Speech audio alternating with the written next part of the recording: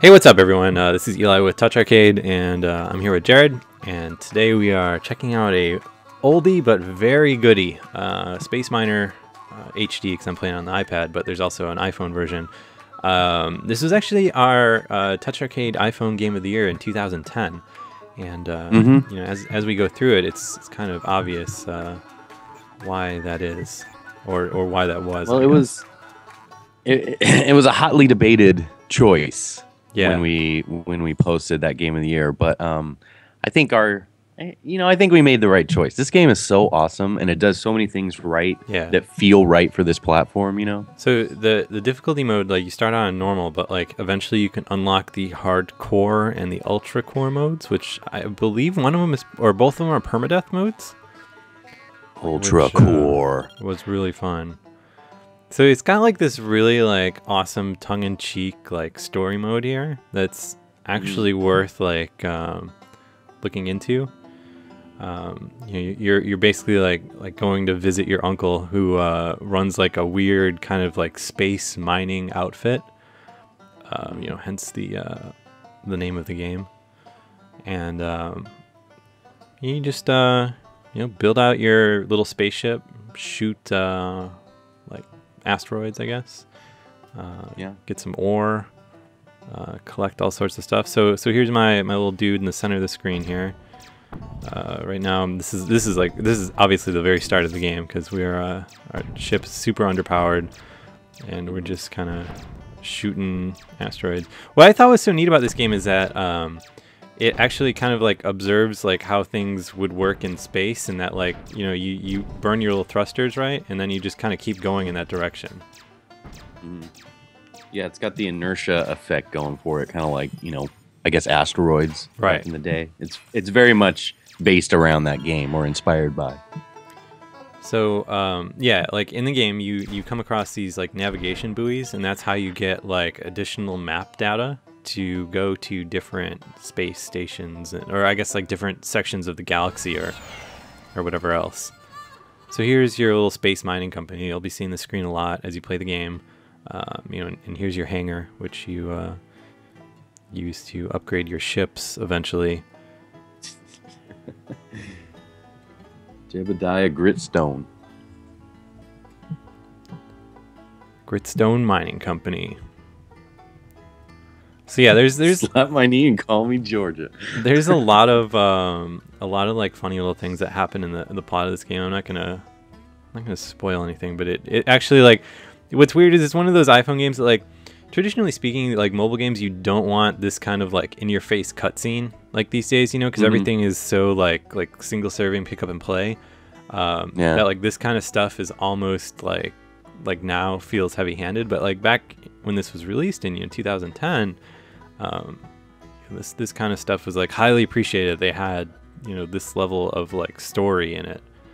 Yeah. So all the stuff's closed right now, I think. Oh, here's my little apartment that you get like your achievements and stuff in. Oh, it's Game Center now too. Heyo. So I guess let's just go out mining. So as you go on, the difficulty level of these like obviously goes up, and you have like a real kind of completionist thing cooking as you try to get 100% on each of these individual little levels.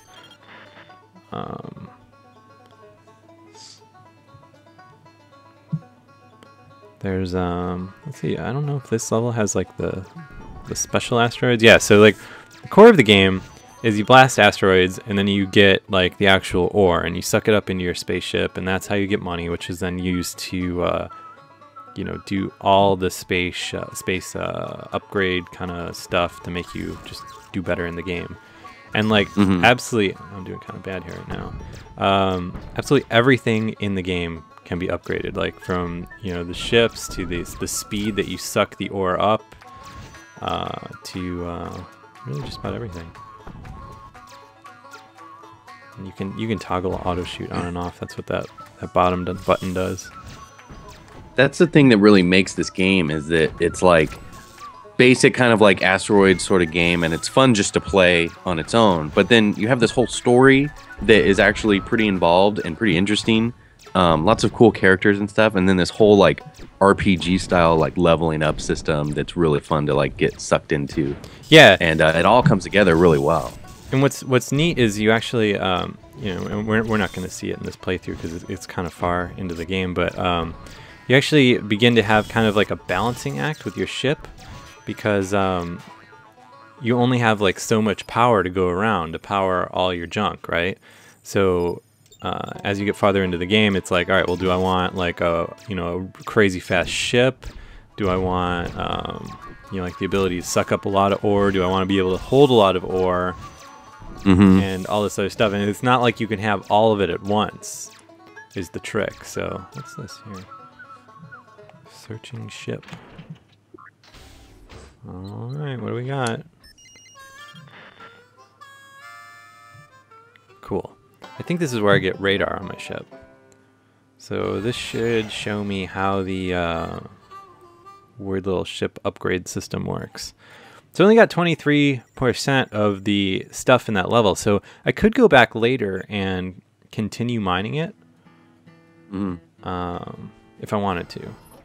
All right, so this is all the stuff you can get. So, you know, we don't have access to any of it right now, but to start at the top, like reactors is this is where you get the power. So if you see on the bottom right here, I have 60 of 100 available right now, and you know that's because like if you see here, the homemade guzzler engine is using 30 power, and then like my collector is using 10 here, and you know, my weapons using 10, shields are using 10, and then when I equip this scanner, that's also going to use 10, so my usage goes up through 70 of 100.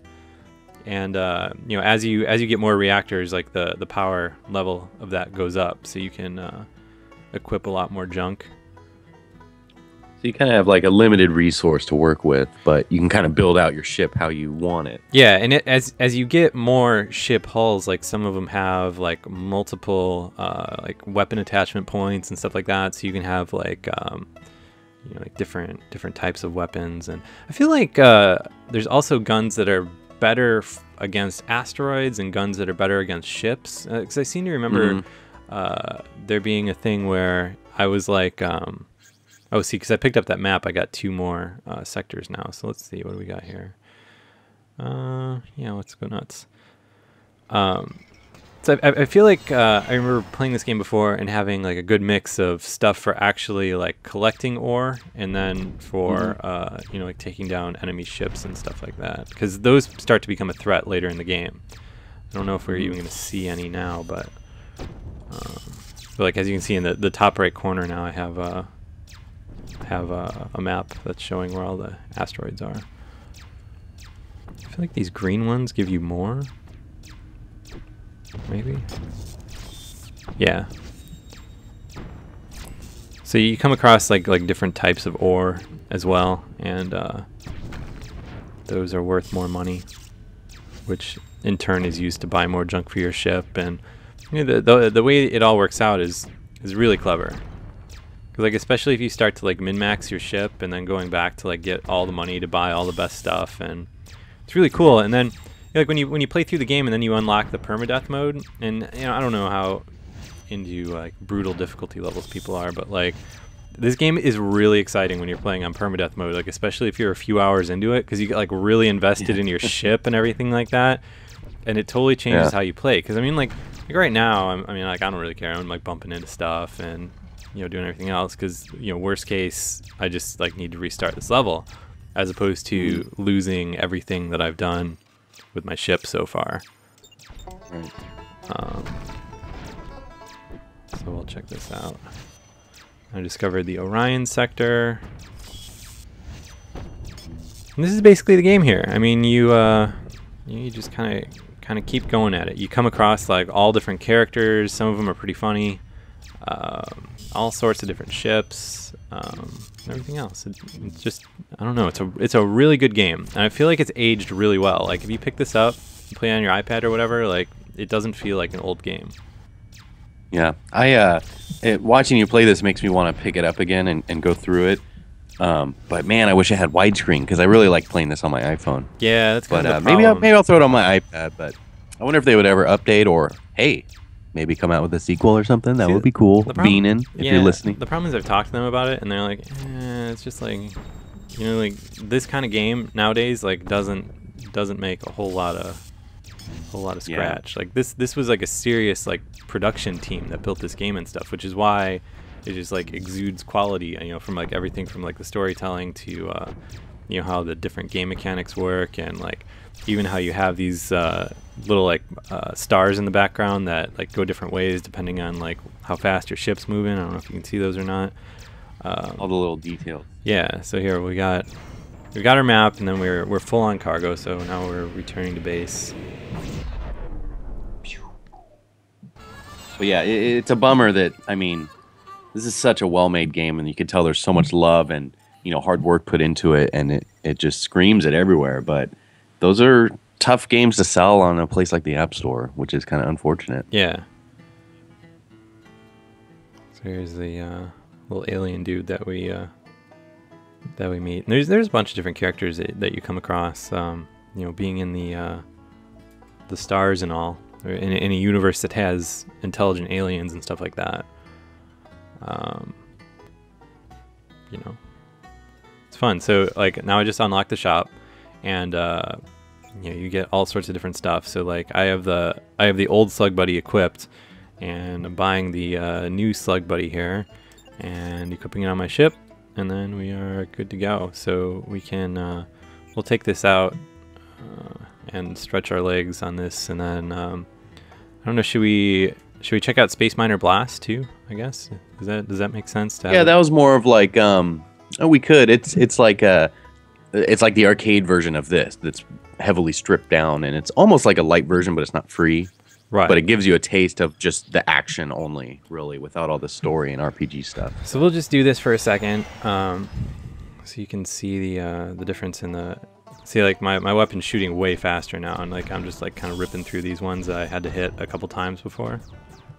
Yeah, this game gets really fun once you start getting souped up. And this is just kind of, I mean, it kind of gives you an idea of like what you eventually get. Is, you know, like, so you see this tiny step of progression, and then like imagine a whole new spaceship that's like super fast, has crazy shields, and you know, you don't have to slow down to pick up the ore and stuff like that, and it just gets really good. Like I really highly recommend this game. I think I said it already, but this is like still one of my favorite iPhone games, and I go back to it every once in a while and like play through it again. And I think recording this video is going to be the catalyst of another playthrough. So here, let's check out Space Miner Blast real quick, just for fun, because I also have this on here. The other thing is these games are they look rife for in-app purchase kind of stuff, and they don't have any of that. You know, all the upgrades and stuff have to be earned through playing. The old Space Miner is a legit game. So here's Space Miner Blast. You know, which again we already mentioned, but they essentially stripped out all the story and just give you like the action of playing Space Miner in these like super stripped down kind of short gameplay modes. I don't remember what you had to do to get it to and there's like, as you can see, there's a combo system now, a bunch of other like little stuff, but it's all focused on action, because like you'll notice as we loaded in, we just started playing and we just leveled up there, and I get a level up point, which I don't remember how you. Or maybe you have to tell your ship already right off the bat is way better than the ship we were just playing. Yeah. I think I don't remember how you actually leveled up. I think maybe you have to like get between waves, and then you get a choice of an upgrade, if I'm remembering correctly. Yeah, I think it's something like that. I mean, this ship's already like way pimped out compared to what I was playing with in the original one.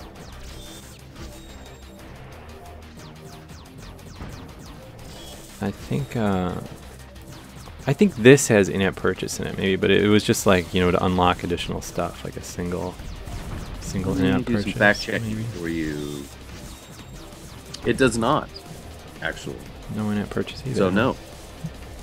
You just buy a game and you get it. All right, so like the old days. Wave 1 completed, and then between levels here you can upgrade your junk. So we'll add a second gun. So now I think we're shooting way more. Man, I really want to play these again, but I really want to play them on my iPhone.